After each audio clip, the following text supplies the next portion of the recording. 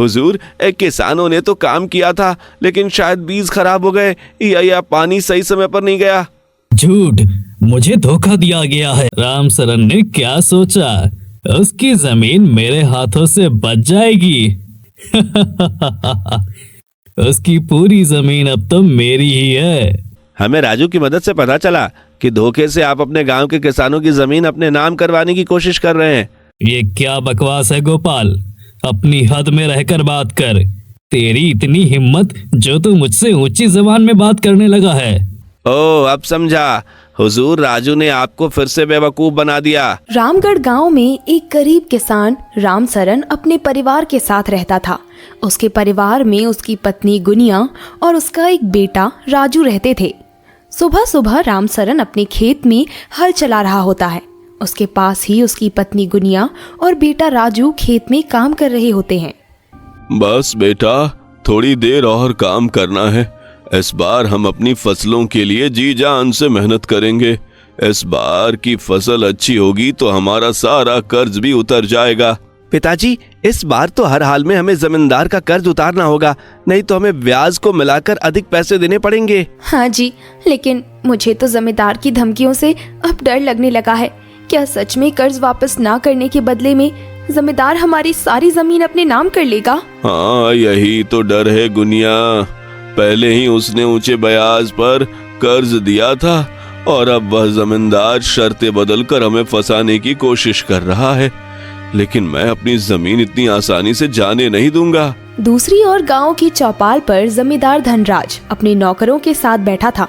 उसके चेहरे पर घमंड और चालाकी झलक रही थी। वो राजा की तरह चौपाल पर बैठा अपने नौकरों को आदेश दे रहा था। राम सरन ने क्या सोचा, उसकी जमीन मेरे हाथों से बच जाएगी। उसकी पूरी जमीन अब तो मेरी ही है। वैसे भी अब तो वो अपना कर्ज उतारने से रहा। जी हुजूर, लेकिन आप बुरा न माने तो मैं एक बात कहना चाहता हूँ। ऐसी क्या बात है बलदेव, तुम क्या कहना चाहते हो, खुल के बताओ। हुजूर, मैंने देखा है आजकल राम सरन और उसका परिवार दिन भर खेतों में कड़ी मेहनत कर रहे हैं। मुझे तो लगता है कि इस बार उनके खेत में अच्छी फसल होने की गुंजाइश है। अगर उन्होंने अपनी फसलें बेचकर आपका कर्ज उतार दिया तो हमारे हाथ से राम सरन की जमीन निकल जाएगी। बकवास बंद कर बलदेव। राम सरन के खेतों में इतनी फसल कभी नहीं हो सकती कि वो सभी फसलें बेचकर मेरा कर्ज आसानी से उतार सके। गुस्ताखी माफ हुजूर, मैंने तो बस जो देखा आपको बता दिया। इस बार राजू के कहने पर बस सभी लोग किसी दूसरी तरह की फसलों की खेती कर रहे हैं। सुना है इस तरह की फसलें बाजार में अच्छे दामों में बिकती है। ओह, तो ये बात है। लगता है मुझे ही कोई चाल चलनी पड़ेगी, वरना राम सरन का कर्जा उतर गया तो ये लोग मेरे खेतों पर मुफ्त में काम करना छोड़ देंगे। बिल्कुल हुजूर, आप चाहें तो बहुत कुछ कर सकते हैं। अब जमींदार धनराज मन ही मन कुछ सोचने लगता है। अगले दिन राम सरन और गुनिया जल्दी सुबह उठकर खेतों पर जाने के लिए तैयार हो रहे होते हैं। राजू बेटा, ओ राजू बेटा, कहाँ हो तुम? आज खेतों पर चलना है कि नहीं? क्यों चिल्ला रहे हो जी? राजू घर पर होगा तभी तो सुनेगा। क्या मतलब राजू घर पर नहीं है? अरे सुबह सुबह कहाँ चला गया?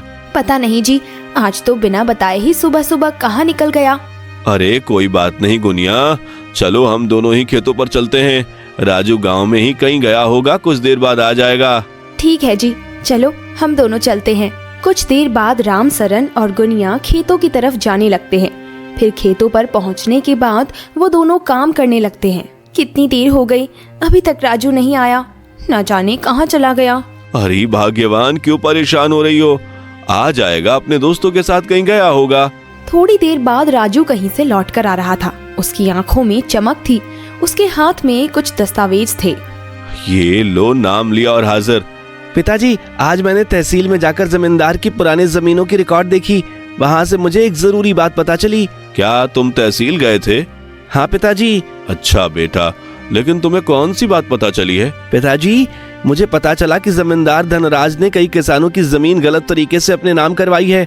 अगर हम बाकी किसानों के साथ ले लें और जमींदार की शिकायत सरपंच से करें तो वो दूसरे किसानों का भला हो सकता है। राम सरन को यकीन नहीं हो रहा था। उसे पहली बार ऐसा लग रहा था कि उसके बेटे ने इतनी कम उम्र में बड़ी बहादुरी का काम किया है। अगर इन दस्तावेजों से सभी बातों का पता लग चुका है तो हमें जरूर ठोस कदम उठाना चाहिए। अब राजू गांव के दूसरे किसानों को इकट्ठा करने लगता है। कुछ देर में गांव के सभी किसान चौपाल पर इकट्ठा हो जाते हैं। राजू ने उन्हें जमींदार की साजिश के बारे में बताया। पहले तो किसान डरे हुए थे, लेकिन फिर एकजुट हो गए। दूसरी तरफ सभी किसानों को एकजुट देखकर धनराज किसानों के पास आ जाता है। ये सब क्या हो रहा है? तुम लोगों ने यहाँ पर भीड़ क्यों लगा रखी है? मालिक, हमें आपके बारे में कुछ बातें पता चली हैं। आप सभी किसानों के साथ बहुत गलत कर रहे हो। ये क्या बोल रहा है रामचरण? तुझे पता भी है कि तू किस पर इस तरह का इल्जाम लगा रहा है? मालिक, हम इल्जाम नहीं बल्कि सबूतों को देखते हुए आपकी सच्चाई बता रहे हैं। हाँ मालिक, हमें राजू की मदद से पता चला कि धोखे से आप अपने गांव के किसानों की जमीन अपने नाम करवाने की कोशिश कर रहे हैं। ये क्या बकवास है गोपाल? अपनी हद में रहकर बात कर। तेरी इतनी हिम्मत जो तू मुझसे ऊंची जबान में बात करने लगा है। अब धनराज की बात सुनकर सभी किसान क्रोधित हो जाते हैं और एकजुट होकर धनराज का विरोध करने लगते हैं। तुम लोग मुझे चुनौती दे रहे हो? मेरे सामने तुम्हारी क्या औकात है? धनराज अपनी बात कहकर दूसरे किसानों को दबाने की कोशिश कर रहा था। तभी गोपाल बोल पड़ा। मालिक, हम गरीब जरूर हैं लेकिन कमजोर नहीं। अब हम आपके जाल में नहीं फंसेंगे। हम सभी मिलकर आपकी शिकायत सरपंच जी से करेंगे। इस तरह से आपकी धोखाधड़ी ज्यादा दिन तक नहीं चल पाएगी। गोपाल की बात सुनकर जमींदार को तो जैसे सांप सूंघ गया। वो एक शब्द भी नहीं बोल सका और चुपचाप वहां से चला गया। अगले दिन सभी किसानों ने मिलकर जमींदार की शिकायत गांव के सरपंच से कर दी। फिर सरपंच ने जमींदार को बुलावा भेजा। कुछ देर बाद गांव के सभी किसान और जमींदार सरपंच के पास पहुंच जाते हैं। धनराज, हमें पता चला है कि तुम गांव के किसानों की जमीन हड़पने की कोशिश कर रहे हो। ऐसा कुछ भी नहीं है सरपंच जी। गांव के किसान मेरे ऊपर झूठा इल्जाम लगाने की कोशिश कर रहे हैं। गांव वाले नहीं बल्कि तुम झूठ बोल रहे हो। राजू ने मुझे कुछ सबूत दिखाए हैं जिससे साफ जाहिर होता है कि तुमने गांव के किसानों की जमीन अपने नाम करवा ली है। सरपंच जी, मैंने उनकी जमीन अपने नाम नहीं करवाई है बल्कि उन्होंने खुद मेरे नाम की है। दरअसल गांव के कुछ किसानों ने मुझसे कर्जा लिया था, लेकिन ठीक समय पर कर्जा ना चुकाने पर उन्होंने जमीन के कागजात पर अंगूठा लगा दिया था। धनराज की बात सुनकर सरपंच जी गहरी सोच में डूब जाते हैं, क्योंकि इस मामले में पूरी तरह से धनराज की गलती नहीं थी, बल्कि गांव के किसान ने कागजात पर अंगूठा लगाकर सबसे बड़ी गलती कर दी थी। हाँ, ये मामला तो बहुत गंभीर है। देखो गांव वालों, आप सभी ने गलती से जमीन के कागजात पर अंगूठा लगा दिया है, इसलिए हम इस मामले में कुछ भी नहीं कर सकते। इसलिए आप सभी को जितनी जमीन मिली है उसी पर ही खेती करनी होगी। सरपंच की बात सुनकर गांव के सभी किसान निराश हो जाते हैं। वहीं जमींदार के चेहरे पर एक छुपी हुई मुस्कान देखी जा सकती थी। कुछ देर बाद सभी लोग अपने अपने घर लौट जाते हैं। घर पहुंचने के बाद जमींदार अपने नौकरों से बात कर रहा होता है। इस राजू के बच्चे ने मेरे साथ ठीक नहीं किया। रामचरण, तुझे अपने किए की सजा जरूर भुगतनी होगी। अब देखते जा मैं आगे कौन सी चाल चलता हूँ। अब तो अपनी सारी जमीन भी मुझे देगा और खेतों की फसलें भी। जी हजूर, आप ऐसा क्या करने वाले हैं जिससे रामचरण की पूरी जमीन आपकी हो जाएगी? तू तो बस देखते जा, आगे आगे होता है क्या। अब आगे जमींदार क्या करने वाला था, इस बात से रामचरण और उसका परिवार पूरी तरह से अनजान था। अगले दिन जमींदार रामचरण के खेतों पर पहुंच जाता है। क्यों रामचरण, तुझे अब तक तो ठंडक पड़ गई होगी पूरे गांव वालों को मेरे खिलाफ भड़का के। मालिक, हम कौन होते हैं आपके खिलाफ लोगों को भड़काने वाले? हमने तो बस जो सच है वही सरपंच को बताया। बस बस, बहुत हो गया। मैं यहाँ तुझसे बहस करने नहीं बल्कि कर्जे के बारे में बात करने आया हूँ। अब तो मुझे मेरा पैसा लौटा दे। मालिक, हम इस समय आपके पैसे वापस नहीं कर सकते क्योंकि हमारी फसलें अभी नहीं बिकी। हमें कुछ दिन की मोहलत तो और दे दीजिए। देखो रामचरण, तुम्हें कर्जा लिए साल भर से ज्यादा हो गया है। मैं और इंतजार नहीं कर सकता। तुम बस मेरा पैसा वापस कर दो। जी मालिक, जरूर। इस बार मैं इन फसलों से आपका सारा कर्जा उतार दूंगा। बस मुझे कुछ समय चाहिए। अब जमींदार रामसरन की बात सुनकर मन ही मन कुछ सोचने लगता है। सुना है इस बार रामसरन ने अपने खेतों में महंगी बिकने वाली फसल बोई है। क्यों ना समय देने के बदले उसकी आधी फसल मैं रख लूं। हाँ, यही सही रहेगा। मैं इन फसलों को दोगुनी कीमत पर बेच दूंगा। कुछ देर सोचने के बाद जमींदार बोलता है, ठीक है रामसरन, मैं तुम्हें इस बार समय दे देता हूँ, लेकिन इस साल तुम्हें मेरी एक शर्त माननी होगी। कैसी शर्त मालिक? उधर राजू जमींदार की बात बड़ी गौर से सुन रहा होता है।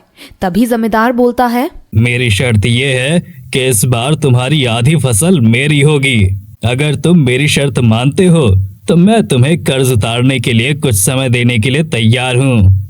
लेकिन मालिक, हम तो पहले से ही बहुत मुश्किल से गुजारा चला पा रहे हैं। अगर आधी फसल आपको दे दी तो हम क्या खाएंगे? ये तुम्हारी समस्या है। या तो मेरी शर्त मानो या मेरा कर्ज अभी लौटा दो। जमींदार की बात सुनकर रामसरन असमंजस में पड़ जाता है। फिर रामसरन चिंतित होकर राजू की तरफ देखने लगता है।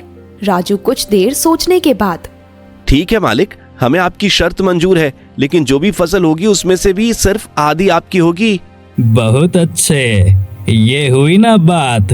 शाबाश राजू, आज तो तूने समझदारी वाली बात की है। रामसरन और गुनिया ने राजू की ओर देखा। वे उसकी बात से हैरान थे, लेकिन राजू की आंखों में आत्मविश्वास झलक रहा था।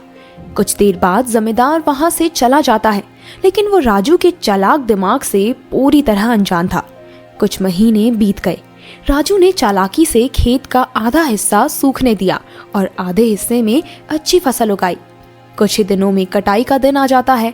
जमींदार अपने नौकरों के साथ रामसरन के खेत पर पहुंच जाता है। वो आत्मविश्वास से भरा हुआ था। कुछ ही देर में बाकी किसान भी रामसरन के खेत पर पहुंच जाते हैं। तो रामसरन, आज तुम्हारे खेतों की फसल काटी जानी है। मेरी शर्त याद है ना? चलो मुझे मेरा हिस्सा दे दो। बिल्कुल मालिक, जैसा आपने कहा था। आपकी आधी फसल हमने पहले ही काट कर रख दी है। राजू ने जमींदार को उसके हिस्से की फसल को दिखाया, जो कि पूरी तरह से सूखी पड़ी थी। सूखी फसल देखकर जमींदार की आंखें फटी की फटी रह गई। ये क्या मजाक है? ये तो सूखी फसल है। मुझे अच्छी फसल चाहिए। मालिक, आपकी शर्त के अनुसार हमने अपने खेत की आधी फसल आपको दे दी है और ये खेत के आधे हिस्से की फसल, जबकि आपने हमसे ये नहीं बताया था कि आपको सूखी फसल चाहिए या हरी भरी फसल। राजू की बात सुनकर गांव वाले हंसने लगते हैं। वहीं जमींदार गुस्से से तिलमिला उठता है। तुमने मुझे धोखा दिया है, लेकिन अगली बार मैं ऐसा नहीं होने दूंगा। अगली बार तुम्हें मेरी नई शर्त माननी ही होगी। ठीक है मालिक, जैसा आप सही समझे। हमें आपकी हर शर्त मंजूर होगी। आखिर हमें आपका कर्ज जो उतारना है। गांव वाले राजू की तारीफ करने लगे। रामसरन ने अपने बेटे को गर्व से देखा। आज उसे महसूस हुआ कि मेहनत के साथ बुद्धि भी जरूरी होती है। जमींदार गुस्से से वहां से चला गया, लेकिन उसकी आंखों में बदले की भावना साफ साफ झलक रही थी। अगले दिन जमींदार अपनी दूसरी चाल चलते हुए सरपंच के पास बैठक बुलाता है, जिसमें गांव के सभी किसान शामिल होते हैं। गांव वालों, मैंने रामसरन को कर्ज दिया था, लेकिन ठीक समय पर रामसरन ने मुझे पैसा नहीं दिया। तो अब मुझे पूरा हक है कि कर्जे के बदले अपना ब्याज ले सकूं। लेकिन अब रामसरन के हालात देखते हुए मैं ऐसा नहीं करूंगा। इसलिए मैंने सोचा है कि उसके बैलों का उपयोग मैं भी करूं। मालिक, बैल तो हमारी रोजी रोटी है। हमारे बैल को उतना चारा नहीं मिल पाता कि वह दोनों खेतों में काम कर सके। रामसरन, उससे मुझे कोई मतलब नहीं है। मैंने कर्ज का समय बढ़ाते हुए तुम्हें दूसरा मौका दिया है। बैलों को साझा करके तुम अपने कर्ज को चुकता करने का समय ले सकते हो। जमींदार की बात सुनकर राजू गहरी सोच में डूब जाता है। आखिरकार उसे एक उपाय सूझता है और वो बोल पड़ता है। ठीक है मालिक, हम आपको बैल देने के लिए तैयार हैं, लेकिन बैल से काम करवाने का पहला हक हमारा होगा। बाकी पूरा दिन आप बैल से काम करवा सकते हैं। राजू बैल देने के लिए मान जाता है, लेकिन उसका बैल देने के पीछे क्या मकसद था, इसके बारे में कोई भी नहीं जानता था। अगले दिन रामसरन, गुनिया और राजू अपने खेत पर काम कर रहे होते हैं। राजू बेटा, क्या हमारा जमींदार को बैल देना ठीक रहेगा? पिताजी, हम कर्जे तले दबे हैं, इसलिए जमींदार की बात से मना भी नहीं कर सकते। राजू ठीक कहता है जी। वो तो अच्छा हुआ जो जमींदार हमें कर्जे के लिए समय दे रहा है, वरना हमें उसी दिन कर्जा लौटाना पड़ता। माँ, पिताजी आप चिंता ना करें, मैंने कुछ सोच समझ कर ही फैसला लिया है।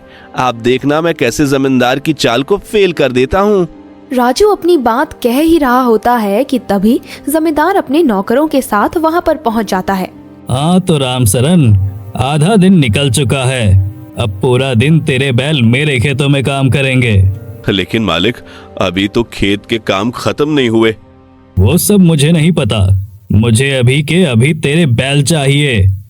अब जमींदार अपने नौकरों को आदेश देता है और राम सरन के बैल अपने साथ ले जाता है। कुछ देर बाद राम सरन बैलों के साथ अपने खेत पर पहुंच जाता है। ये हुई ना बात, अब देखता हूँ ये राम सरन कैसे अपनी फसल उगा पाता है। चल रघु, इस बैल से खूब काम लें, पूरा खेत जुताई के बाद ही उसके बैल वापस करेंगे। अब जमींदार की बात सुनकर रघु बैल से खेतों में काम करवाने लगता है। चल हट हट हट, चल चल।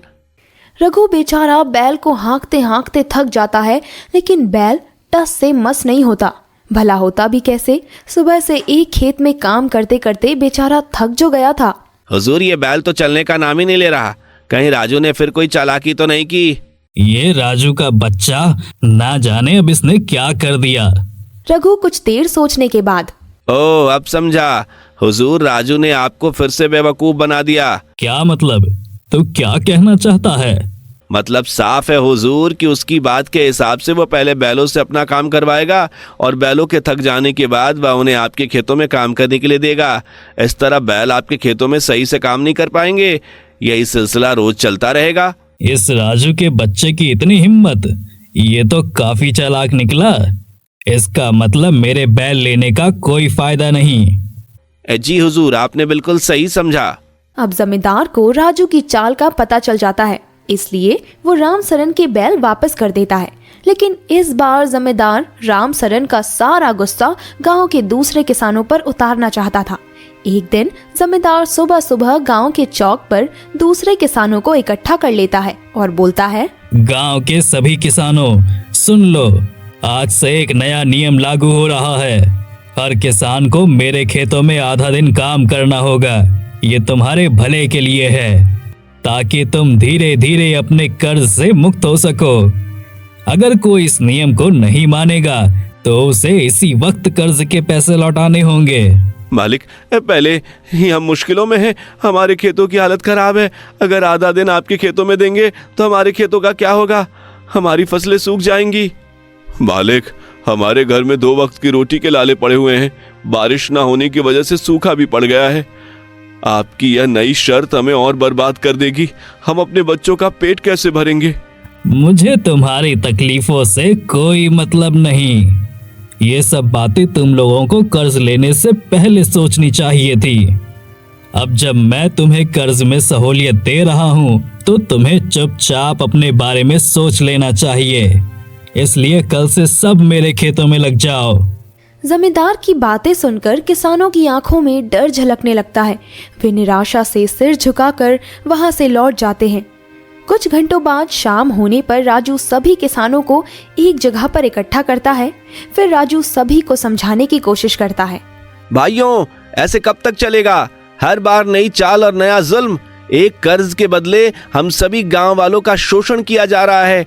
क्या हम हमेशा ऐसे ही दबे रहेंगे? नहीं, अब वक्त आ गया है कि हम इसका जवाब दें। पर राजू बेटा, जमींदार ताकतवर है, हर तरह से उसकी सुनवाई ज्यादा होती है। हम उसकी बात नहीं मानेंगे तो वो हमें हरदम सताता रहेगा। राजू, तुम्हारे पिताजी ठीक कहते हैं। वैसे भी हमारे पास कोई चारा नहीं, मजबूरी में हमें काम करना ही पड़ेगा। हम चाहकर भी कुछ नहीं कर सकते। कौन कहता है कि हम कुछ नहीं कर सकते? हमें उसकी ताकत से नहीं लड़ना, हमें अपनी अकल से लड़ना है। हम उसके खेतों में काम करेंगे, लेकिन इस तरह कि उसे भारी नुकसान हो। हम उसकी फसलें चौपट कर देंगे, लेकिन उसे लगेगा कि हम मेहनत कर रहे हैं। लेकिन कैसे? अगर सच में सभी किसान जमींदार के जुल्म से आजाद हो सकते हैं तो बताओ क्या करना होगा? तो सुनो भाइयों, हम बीज ठीक से नहीं डालेंगे, पानी गलत समय पर देंगे, निराई गुड़ाई अधूरी छोड़ देंगे। जब कटाई का समय आएगा तो उसकी फसल बर्बाद हो चुकी होगी। उस समय ही नहीं आएगा, उसे समझ ही नहीं आएगा कि ये सब कैसे हुआ। हम मेहनत का दिखावा करेंगे पर असल में उसकी जमीन खराब कर देंगे। इसके अलावा हम अपने खेतों पर ज्यादा ध्यान देंगे। जो किसान पहले डरे थे अब उनमें आत्मविश्वास झलक रहा था। वे एक दूसरे की तरफ देखते हैं, फिर राजू की बात पर सहमति से सर हिलाते हैं। हाँ, हम यही करेंगे। ठीक है राजू, हम सब तुम्हारे साथ हैं। अब इंतजार सिर्फ सही समय का था। कुछ महीने बाद जमींदार अपने खेतों में खड़ा होता है। उसकी फसलें बर्बाद हो चुकी थी। सूखे डंठल, अधूरी कटाई, कमजोर पौधे, चारों तरफ सिर्फ नुकसान ही नुकसान था।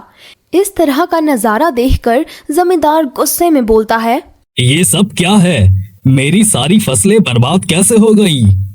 हुजूर, किसानों ने तो काम किया था लेकिन शायद बीज खराब हो गए या पानी सही समय पर नहीं गया। झूठ, मुझे धोखा दिया गया है। मैं इन किसानों को सबक सिखाऊंगा। गुस्से में पागल होता जमींदार पंचायत की ओर बढ़ता है, लेकिन गांव के किसान और राजू पहले से ही वहां पहुंच चुके होते हैं। सरपंच जी, जमींदार ने हमें जबरन अपने खेतों में काम करने पर मजबूर किया था, जिससे हमारी खुद की फसलें बर्बाद हो गईं। अब हमारे बच्चों को खाने तक के लाले पड़ गए हैं। अब हम और नहीं सह सकते, हमें न्याय चाहिए। चुप कर राजू, फसलें तेरी नहीं बल्कि मेरी बर्बाद हुई हैं। तुम लोगों ने जानबूझकर मेरी फसलों को बर्बाद किया है। ये क्या कह रहे हो मालिक? आपके खेतों पर हमने जी जान लगाकर मेहनत की और अपने खेतों में काम नहीं कर पाए। इसी के चलते हमारे खेत वीरान हो गए, सारी मेहनत बेकार चली गई। अब हमारे पास कुछ नहीं बचा। जी सरपंच जी, गोपाल जी की बात सच है, हमें न्याय चाहिए। दोनों पक्षों की बात सुनकर सरपंच जी कुछ देर सोच विचार करते हैं और कुछ देर बाद बोलते हैं, देखो धनराज, तुम्हारी वजह से पूरे गांव की फसलें नष्ट हुई हैं। तुमने जानबूझकर गांव के लोगों से बेगारी करवाई है, जिससे किसानों को बड़ा नुकसान हुआ है। इसके अलावा गांव के किसानों ने मिलकर मुझे कुछ कागजात भी दिखाए हैं, जिसमें साफ साफ तुम्हारी करतूतों के बारे में पता लग रहा है। सरपंच जी, आप गांव वालों का ही पक्ष ले रहे हैं। इन्होंने मेरी फसल जानबूझकर बर्बाद की है। ठीक है, एक बार के लिए तुम्हारी बातों को मान लिया जाता है, लेकिन क्या तुम्हारे पास कोई सबूत है कि तुम्हारी फसलों को गांव वालों ने ही बर्बाद किया है? सरपंच की बात सुनकर धनराज की बोलती बंद हो जाती है, क्योंकि उसके पास कोई भी इस तरह का सबूत मौजूद नहीं था। देखो धनराज, ये मामला काफी गंभीर है। बात एक की नहीं बल्कि पूरा गांव तुम्हारी वजह से पीड़ित हुआ है। अगर ये मामला कोर्ट में पहुंचता है तो क्या होगा? शायद मुझे इस बारे में बताने की जरूरत नहीं है। कोर्ट का नाम सुनकर जमींदार की सिट्टी पिट्टी गुल हो जाती है। अब कोर्ट जाने की कोई बात नहीं है। ठीक है, आप जैसा सही समझे वैसा ही होगा। तो ठीक है, सरपंच होने के नाते हम गांव के हित में फैसला सुनाते हैं। धनराज सेठ को सभी किसानों का कर्जा माफ करना होगा। इसके अलावा अगर धनराज सेठ किसानों पर अत्याचार करता पाया गया तो उसके खिलाफ सभी सबूतों को कोर्ट में पेश किया जाएगा। अब कोर्ट जाने की कोई बात नहीं है सरपंच जी, मैं अभी इसी वक्त गांव के सभी किसानों का कर्ज माफ करता हूँ। सरपंच का फैसला सुनते ही गांव में खुशी की लहर दौड़ जाती है। अब सभी किसान जमींदार के अत्याचारों से पूरी तरह मुक्त हो चुके थे। गांव एक बार फिर अपनी फसलें उगाने लगता है और सभी लोग मिलजुल कर खुशी से रहने लगते हैं।